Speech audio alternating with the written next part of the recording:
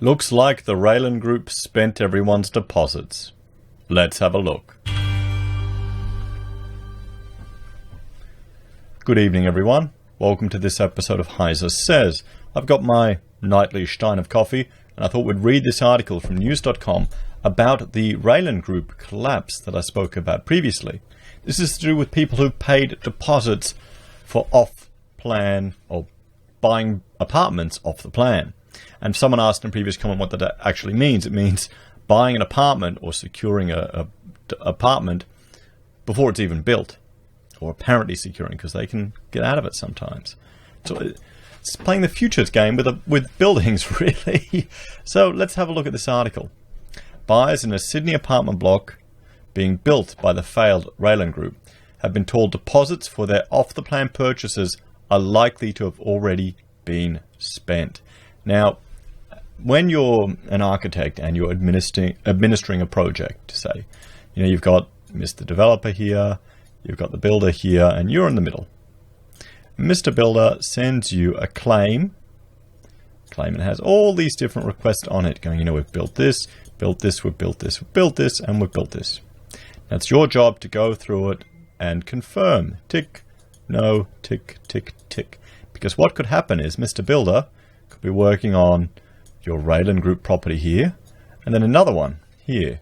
And say he's running a bit financially in trouble, so he overbills this job. He says he's built this much when he's only built this much, and he uses those dollars he gets to funnel into another project.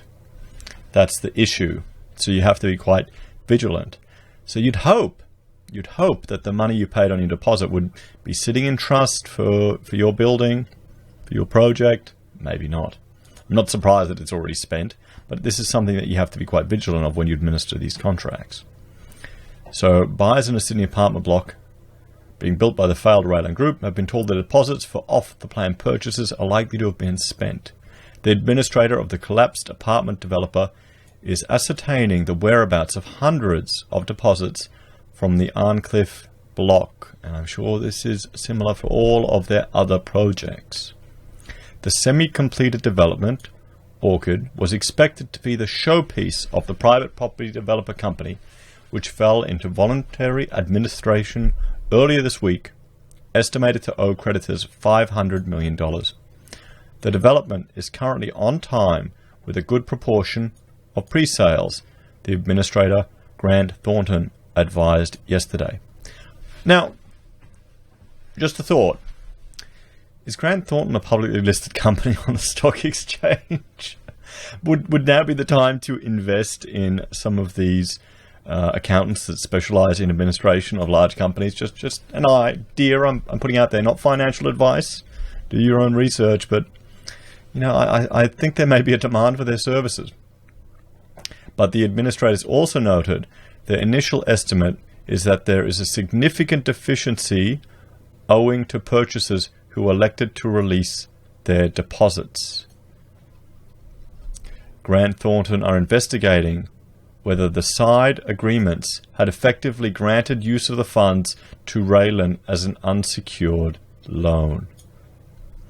It is not usual practice for off-the-plan buyers to release their 10% deposits, with most developers instead safeguarding the money in trust funds.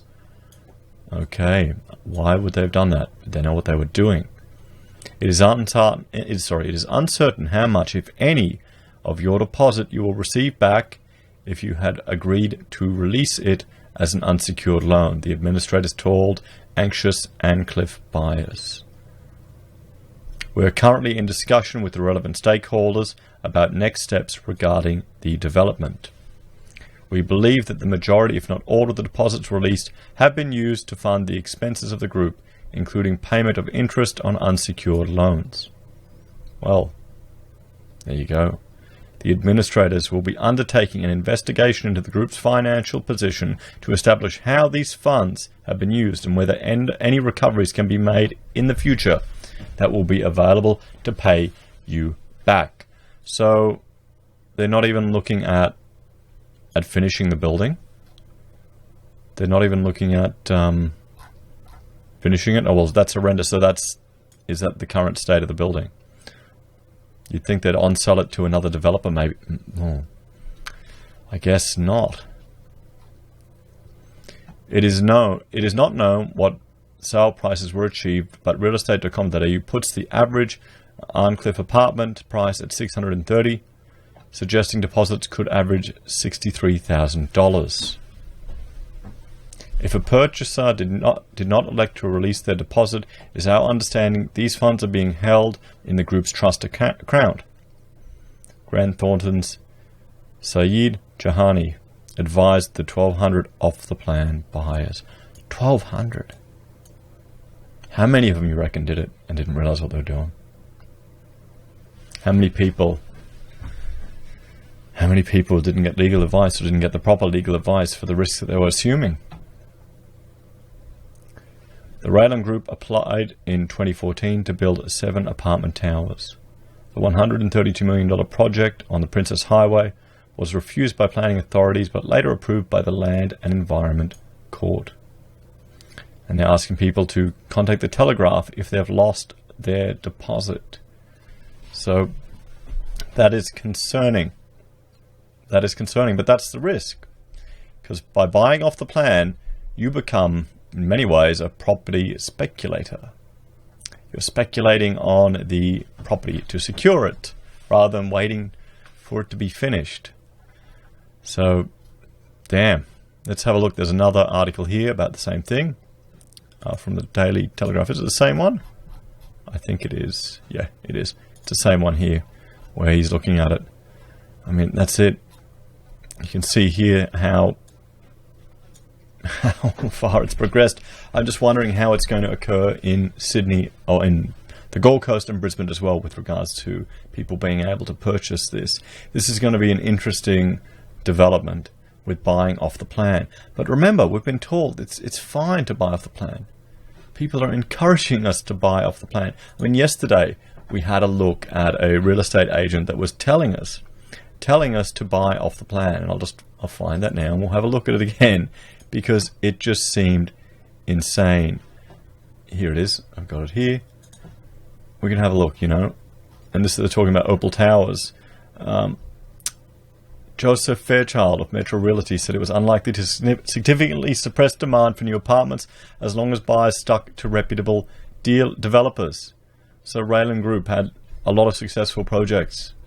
They'd been around for decades. How can the average person not see that and not assume they're dealing with a reputable developer? How do real estate agents need to be held account to this? Do they need to have the same level of professional ethics as professionals? I can't take a kickback as an architect. I can get deregistered for that. Interior designers can. They're not professionals. What about real estate agents? They'll get kickbacks from everyone. So, that's the thing. We're getting advice like this put out in the media. People are lapping it up, and they're just saying credible developer. What is the definition of a credible developer? One that insists on holding it all in trust accounts? One that's never had any issues on any projects? How can the average person find that out? Will the average conveyancing lawyer that's doing it for a couple $100, will they be thorough enough to do it for you? Or will they just rubber stamp you, do the paperwork, and get you through?